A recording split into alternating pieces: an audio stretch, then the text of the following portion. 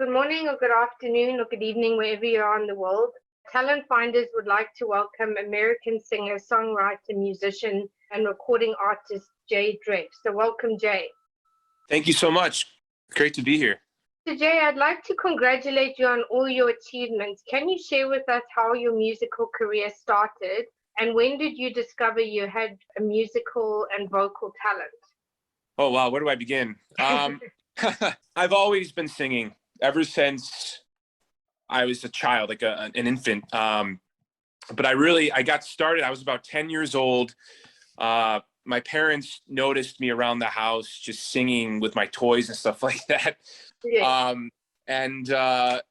They put me into voice lessons. I also joined a church choir. And it was there where I didn't really fit in. I kind of stood out a little bit as a singer. And I remember the choir director approached me and he said, "Jay, I think you have a gift. I think you should pursue this. You should be a singer." Wow. At this point, I'm only 10. I'm like, okay, cool. Yeah, great. I kind of took that and I kind of ran with it. I started, like I said, I was in voice lessons. At an early age, I was also bit by the theater bug. I did a lot of local theater all the way from the time I was in like second grade to high school. That was something I always enjoyed doing, being in plays and musicals.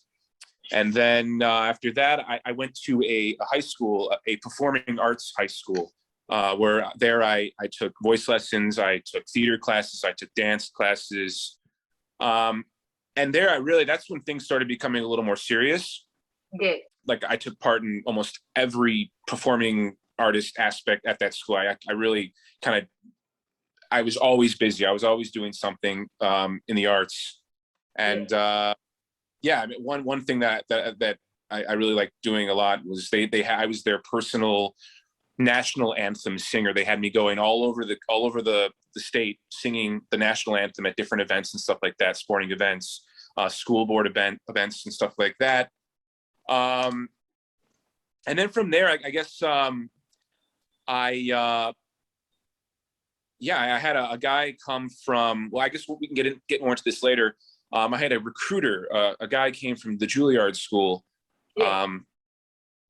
looking for possible candidates for their vocal program. And I remember he came to visit. At that point I was in the musical that year. I forget what it was. I think we were doing like Annie or something like that. Yes. But I was also performing with the choir, and we were traveling with the choir. And he came and he sat in at a lot of the performances that I was doing, and he approached me and he asked me if I knew what Juilliard was. And at that point, I knew what it was, but it was never something that I really considered. I never would have thought that I'd end up there eventually. Yeah. But yeah, he asked me if I consider like auditioning for them, and I said, sure, I guess it can't hurt. So he kind of prepared. He kind of prepared me for it. He said, okay, so here's what you have to do. Next thing you know, I'm in the recording studio. I had to record like a demo tape to send to them, because they require like there's a pre-screening. Otherwise, they're going to get a ton of people auditioning. So if they like your recording, they invite you in for a live audition, which they did. So I remember that. I was like, wow, that was already a huge step for me. I never even would have thought I'd make it past the pre-screening. It's just because I knew Juilliard, and it's one of the best schools in the world. I never would have thought that this would be even something that they would even consider me. So next thing you know, I'm in New York. I'm auditioning live for them. I remember driving up with my mom. We drove to the audition together. I walked in the doors and I almost had a heart attack. I was so scared. I never would have thought. I was so nervous. It was so intimidating because there were so many people around, all sorts of different performers, everybody there. I mean, there were people there that had probably been preparing for this moment their entire life. And me, I'm just sort of a newbie to this whole thing. Yeah. So then, but I actually think in a way that's better, because I think sometimes when you're a little more ignorant, it's almost better, because it's like you've got nothing to lose anyway. So you kind of take that pressure off yourself. I don't know. That's just how I would have viewed it. Yeah, that's the attitude I had going in. I never would have thought, I took it serious, not like as serious, like, oh my God, I have to get in here, otherwise my life is over. I kind of went in there very relaxed. I remember getting into the room, and there was a panel of like 10 judges or 10 people there listening to me singing. And I kind of just sang. Well, also, I had to learn, this was another thing, I had to learn like different songs because Juilliard is it's very classically, it's all classical music. And I hadn't done any classical music before auditioning. So I had to learn 3 different songs in 3 different languages. I had to learn a song in Italian, a song in German, a song in French, and then also English. So I kind of had to throw that a little bit. But I just remember singing, it went pretty well. I did a little monologue for them. They wanted a monologue to see that I can act a little bit. And they said, thank you very much. And I left the room, and 2 hours later, they posted their callback sheet, and my name was on there along with 5 other people. Wow. And this is incredible. Wow. I never would have thought, wow, this is amazing. So you obviously trained at one of the most sought after and globally recognized institutes in the world for art and music, Juilliard, which is incredible. And so if you could share with us more about what that process was like for you. So obviously you've elaborated on how you got there. Right. What was that actual process like? Yeah, that was sort of the pre-Juilliard story there. But yeah, once I got accepted. It was a 4-year program, very intense program, very a lot of work, a lot of training in musical theory, ear training. We had to take a lot of language courses. I had to study Italian, German, French. We took voice lessons. We performed every week. We'd have to learn new music every day, and we wouldn't have much time to do it. They'd throw music at us, and we'd have to like learn it. And like I said, it was the program was very, very intense, and it took a lot out of me. I know that. It's just the workload was something I hadn't been used to, but it really paid off in the end. It really molded me as an artist, and to this day, I still use the tools that I learned there, and it really helps me when I like take on a new piece of music, or if I'm performing for an audience. I can kind of take from what I learned there and put it into what I'm doing today. So. Amazing. So what would you say some of your biggest lessons and learnings have been within your career? And you probably had multiple, but what really stands out to you? Well, I learned a lot. While I was there, I had so many great teachers, so many great coaches, and really, like I said, I took a lot from that. Things like how to like take care of my voice, like vocal health, how to like warm up before a performance, because that's very important. You could really mess up your voice if you do something incorrectly. So that was a big help. That's something I really took away from that. Really how to like my stamina, like, I want to be able to sing into my 80s, and knowing these things that I learned at Juilliard really help with that, because I know when enough is enough. Like if I've sung enough, I know when to stop. Like, okay, I'm going to take a little break here. When I perform and stuff like that, I always take like a break in between. I'll do like maybe an hour of music and then take like a 15-20 minute break and then go and sing more. So I've learned that. I've also learned that really hard work, dedication, it really pays off in the end. It really does. And anybody can tell you that, if you really set your mind to something and you really like, work really hard at it, you're going to see results. And also I've learned, performing a lot, and getting different reviews from different people. Like you have to be open to like criticism. Yes, of course. Yes, because not every performance that you give is going to be perfect, and there's always going to be those people out there that have something negative to say, and I've had those people, and it's like you just kind of have to move forward, just kind of have to like overlook that, kind of like take that and just kind of like, overcome it, and you're only as good. They say you're only as good as your last performance. I don't know if that's true, but a lot of people say, like when someone sees you, you could have, previously like performed, incredible performances and then have one bad performance, and they're going to remember that bad performance, which is which is not great. But so you just have to sort of like move forward. Also, you know, when you say like, you know, learning lessons, you know, I'm still learning. We're always, of course, as artists, everybody is. It's a process. yeah, I'm going to be learning to the day I die. And I mean, we're always, every day I learn something new about myself, like things that I'd never known before, like as an artist and also like as a person, like, you know, just go day to life, you know, like things like that. So, but yeah, I mean, those are some lessons, things that I've learned, things that will stay with me forever, you know, as a performer. Yes.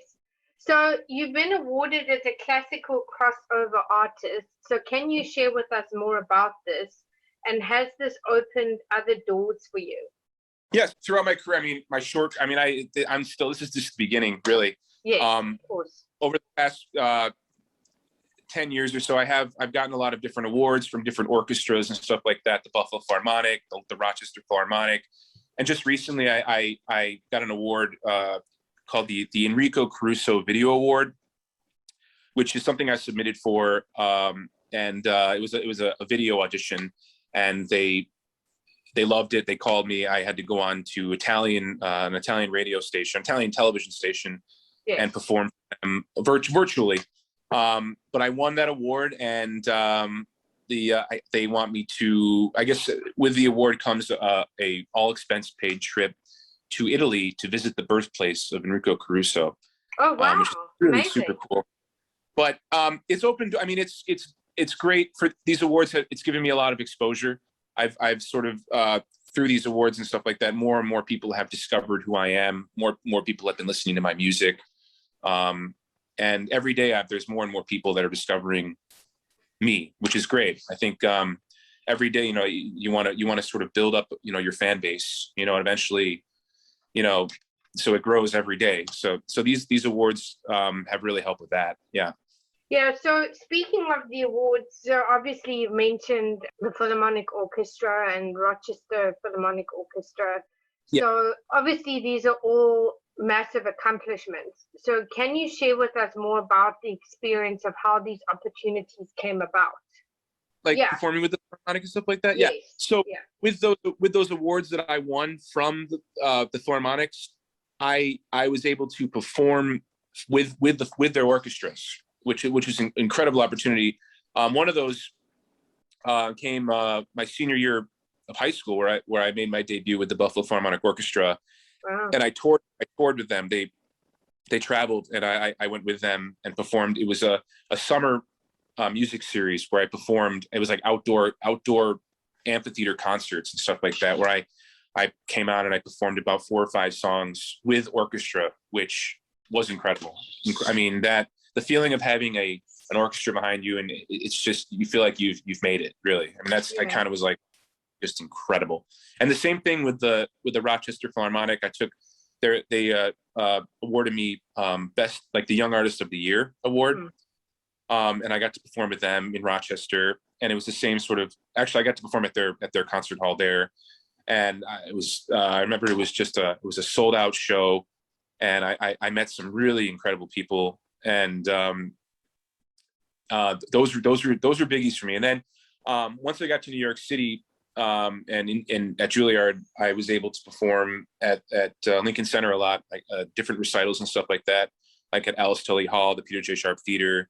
I did some stuff at Carnegie Hall, a lot of choir. I was part of we did the Handel's Messiah at Carnegie Hall, which was a really fun experience. I got to sing in that huge hall they have there, which is just, wow. I mean, you're on that stage and you don't even know what it's like until you're there, and you're just like, wow, this is just beyond, incredible.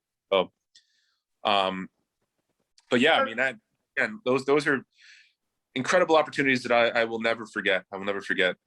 Yeah. Yeah, absolutely. So that obviously leads me, many people only see the glamorous part of the industry, but few understand as an artist and musician the immense sacrifice and years that goes into building a career. Yeah. So can you share with us more about this part of your career and the relentless hours you've put in, and what you have personally had to sacrifice to get to where you are? Yeah. Well, this starts with me kind of like, I mean, nobody, unless you're really a true artist, you don't really know, like the relentless hours like me put in, because it's a lot. It's a lot, and you really have to stay focused, and you have to really dedicate your life to your art. Yeah. And I gave up a lot of things. I mean, when you say sacrifices, like I had no no social life. I mean, I didn't have many friends, because while all my friends were going out, having a good old time, I was in the practice room. I was at the piano, kind of like trying to like how can I like improve my art, and I always say my piano was my best friend, because I also studied piano as well, and I just it's just a lot of, I had to like learn how to be alone. Yes. Because a lot of the time I was alone. This is at Juilliard. I mean, like in the practice room, because I know like every day I'm not in the practice room or not practicing, somebody else is, and somebody else is going to get better, than me. It was the competition was very stiff. Everybody was kind of, I'm not saying Juilliard was very, but everybody really, they say, everyone supports each other, in their endeavors and stuff like that. But at a place like Juilliard, you really have to work. Otherwise you're just going to fall behind. So yeah, I mean, I had friends, that, hey Jay, let's go have a drink, let's go hang out. I was like, oh, I really can't, because I have this at 9 o'clock in the morning or whatever. I have to study. Like I have to study, because I want it, because at Juilliard if you want to perform, if you want to actually, do things, you have to get good grades. You can't like have horrible grades and expect to get out there and perform, because you're also, it's a performing arts, it's a school. You have to do well in school if you want to be rewarded, and with certain things. So I just knew that, I really had to work hard. I had to, like, some days I just didn't want to get out of bed, but I knew I had to.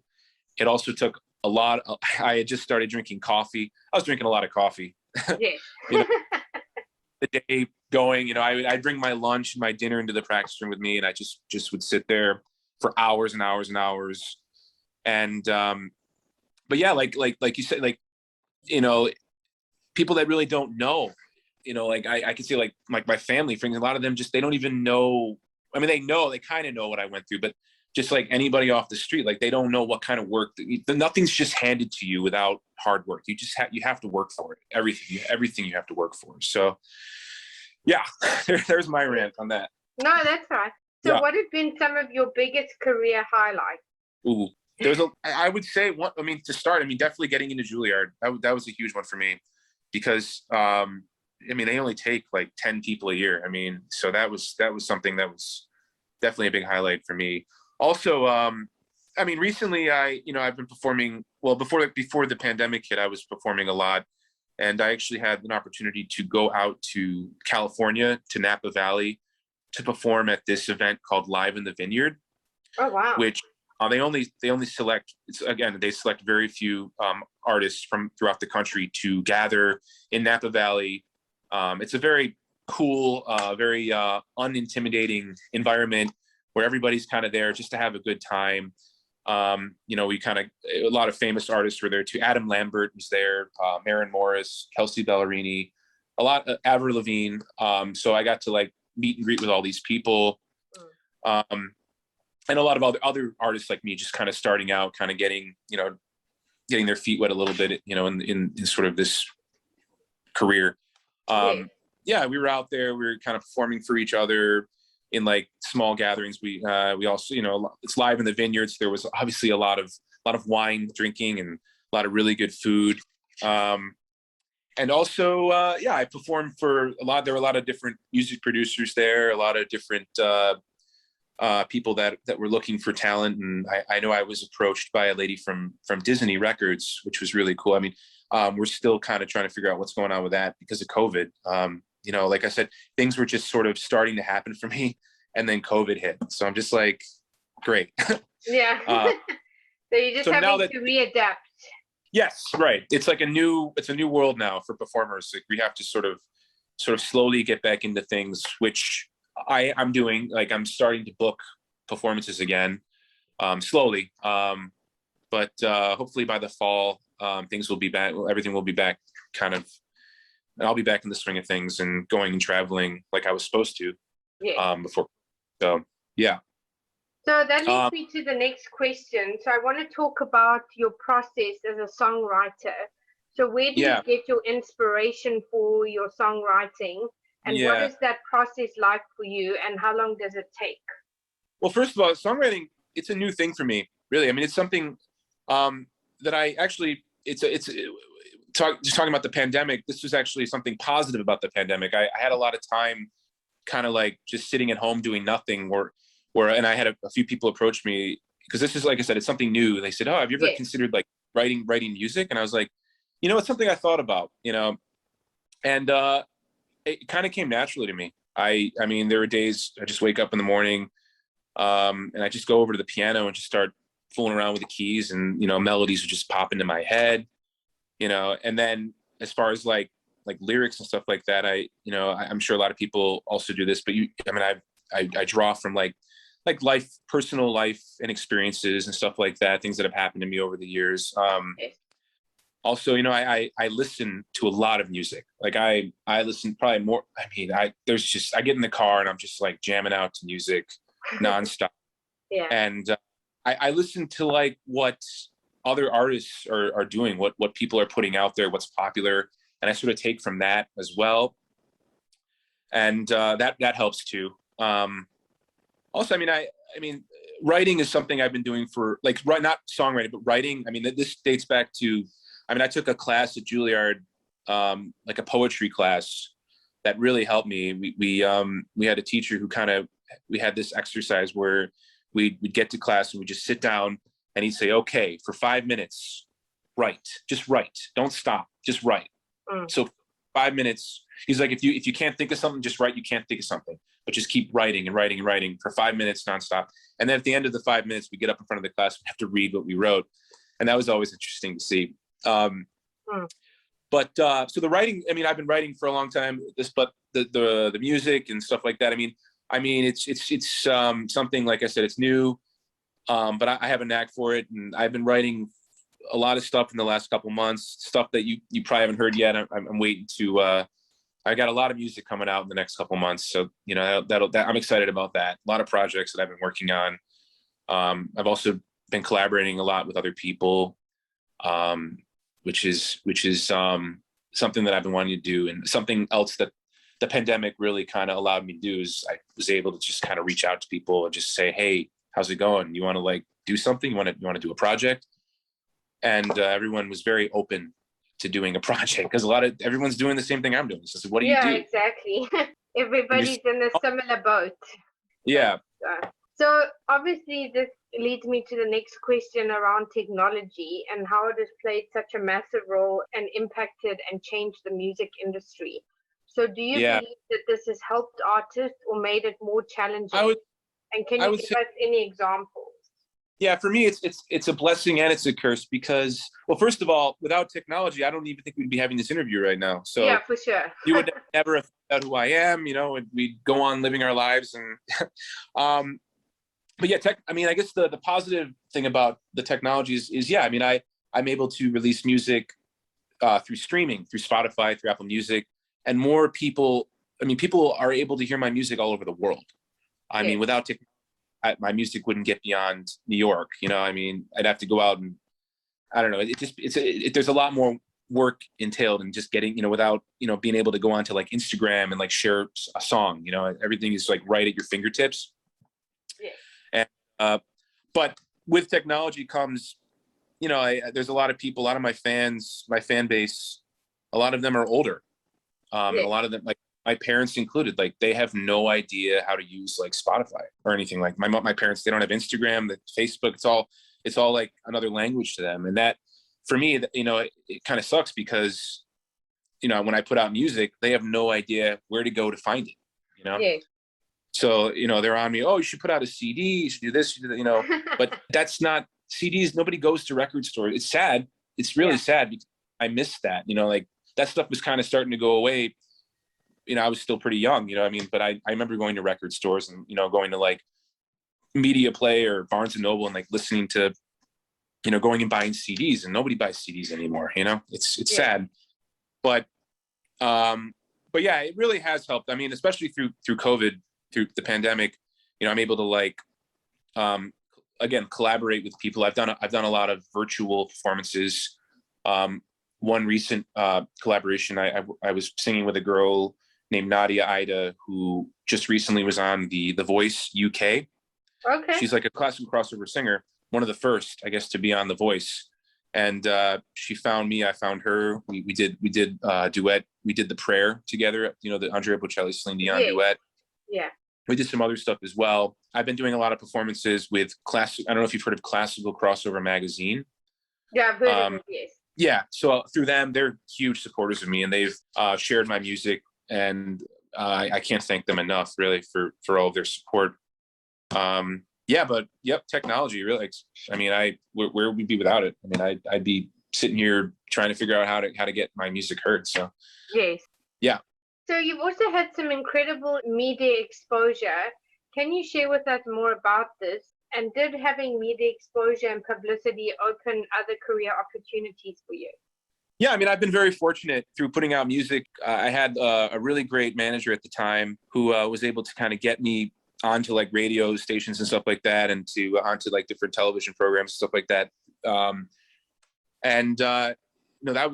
was a good experience for me. I mean, that something that really, again, like it really helped with getting my music out there, getting myself heard. Like before I said, like building a fan base and stuff like that. I don't know if it's helped in other things. I mean, I think just the music really. I mean, that's really what I've been on. Also like my interview skills, you know, like I don't do a lot of these interviews and stuff like that. You know, I've been able to kind of like improve upon, like, you know, going out there and kind of just like sharing stories and stuff like that. It's become very natural for me and stuff like that. Yeah. So you've worked with some of the most talented musicians and Grammy Award winners in the industry, from Celine Dion to Josh Groban and many more. On your latest single, Taxi in the Rain, can you share with us more about this, and what was this experience like for you? Well, I have to say that was probably one of the most incredible experiences of my life. This song, it came into my life about 4 years ago, and I remember hearing it for the first time. My manager had gotten. We were looking for music. We were looking for new song. Okay, Jay, we want to like have you record some original songs. So they kind of were like shopping around for songwriters and stuff like that. And they had this connection with this guy named Stefan Mocchio, and who's a world-class Hollywood Grammy-winning, Academy Award-nominated songwriter who's written for, like, when you say, like, Celine Dion, Josh Groban, Sarah Brightman, The Weeknd, Miley Cyrus, these are all names of people he's worked with. He, along with Lauren Christie and Denise Rich, wrote this song, Taxi in the Rain, and they wrote it years ago. They just were waiting for the right singer to sing the song. And so my manager sent a demo of mine to Stefan and Lauren, and they heard it, and they were like, wow, you know what? I think we found our guy. I think we found the guy who's going to sing Taxi in the Rain. So I just remember I was in New York. I was just walking down the street, just, you know, taking a little stroll with a cup of coffee, and I got the call, and I remember they said, Jay, you know that song Taxi in the Rain? I'm like, yeah. He's like, you're going to LA. You're going to record it. You're going to work with these people. I said, what? No way. Wow. So next thing in the plane, I'm flying out to California in Santa Monica, recording at Stefan's world-class studio. I mean, this place was incredible. He had probably about 10 pianos in there, Steinway grand pianos, and microphones galore. I think the microphone that I sang into for Taxi was the same microphone that Celine Dion used and stuff like that. Wow. So like I was just like beside myself. But I remember, recording the song and hearing from these people, these songs, like, wow, you're the real deal. You're like the next big thing. Like hearing it from them, you know, where they've worked with some of the biggest artists in the world, was just incredible. Yeah. And this was an incredible experience. This was my first big release, and still to this day, I mean, people are talking about Taxi. People love Taxi. Friday, actually, I'm releasing an official music video for Taxi in the Rain. So it comes out this Friday. Oh, wow. We'll definitely share that out. Yeah, that'd be great. Yeah. We did a video when I was in the we did like an in-studio recorded video with Stefan and everything at the piano.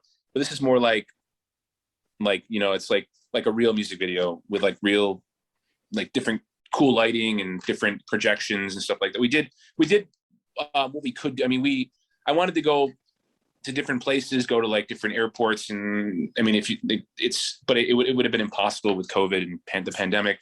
So we shot it in a studio here. Actually, I'm in Buffalo right now. My family's from Buffalo, so we're in we shot it in Buffalo, and it's going to be incredible. I mean, yeah, please share it. It's going to be so cool.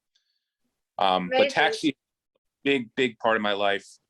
It really, and it's opened up other opportunities for me, which I'm so excited about. And I'm excited to share some stuff soon, upcoming projects and stuff like that. So. Yeah. So just speaking of any project that you can actually speak about, is there anything that's really big or anything that you can share with us on any of the projects that you are working on, whether for now or for later in the year? Currently talking to some people down in Nashville who I've actually recorded some of their music before. I can't say much about it, but it looks like I might be going down to Nashville to record an album with them. But like I said, I can't say much about it. This will be fun for me because the music is not yet. It'll be my first sort of writing experience with other writers. The music's not even written yet, so I'm gonna go down there. We're just gonna like sit in the studio and just kind of like write, and then we're gonna record and see where it goes. Amazing. Well, I'm sure we can have you back later when you've got those things happening. That would be great. Next week I'm recording with John Reisman. I think you mentioned great guy. Great yeah, guy. He and I are recording a duet next week, so that's very exciting. We're doing a song from a music, like a Broadway show, and there's not many male duets out there. No. So we kind of did research, and we wanted to do something different, something that's never been done before. Yeah. And we found the thing. So I won't share with you what it is yet, but it's from a musical that's not as famous, but the writers of this musical are the same writers of Les Mis. Oh wow, that's amazing. So yeah, so we're going to record it next week. We're going to put it out, and it'll be the first version of it on Spotify. So yeah, we'll see what happens with that. But again, John's a very, very wonderful, incredible, talented singer, and I can't wait to sing with him. Yeah, absolutely. So that leads me to the final question. What are the 3 key pieces of advice you would give to others looking to pursue a career in your industry? And what legacy would you like to leave, or how would you like to be remembered? Ooh. Well, I've always been told that you don't fail when someone else succeeds. Everyone has their own path to success. Everybody has their own path. Yeah. So when you see, so you can't really, oh, my friend, you just booked this or book, I'm doing that. You can't really think of it that way. You sort of have to like I said, you have your own path. Everybody has their own path. The rate of failure is high. I mean, a lot more people fail than people succeed. So you just have to persevere. You just have to keep going, not let anything get you down. Also, really just, you have to believe in yourself. You have to be confident, and really just have fun. Enjoy the ride. Yeah. It's gonna be bumpy. There's gonna be a lot of things that get in the way, but you really just have, like I said, you have to just persevere and just keep going. And what was the last one? How would you like to be remembered? Oh man. What legacy would you like to leave? Oh man. Jay Dref, the man with the golden voice. Okay. I've been told that, but I don't know. I mean, I don't know if that really answers the question, but I want to be remembered for my music. I want people to like, like I know, okay, so, you listen to music on the radio, you hear somebody come on, and within the first note, you can tell, you know exactly who it is. Oh, that's Ed Sheeran, or that's Sam Smith. I want people to be like, oh, that's Jay Dref, Yeah. That's a goal of mine, so. Okay. Well, thank you so much for joining us today. So if people want to connect with you, what are the best platforms to do so? Yes. Well, you can find me on Instagram at Jay Dref. You can find me on Facebook at Jay Dref. I'm on Twitter at Jay Dref, and then I have my website. It's just jlewisdref.com. I'm also on Spotify. Oh, it's all Jay Dref. Spotify, Apple Music, Okay. Amazon Music. Fine, I'm everywhere. So Perfect. Thank you so much. So hopefully we can have you back in the future to see where you are in your career. yeah, great. Thank you so much for having me, Karen. I really appreciate it. Thank you. All right.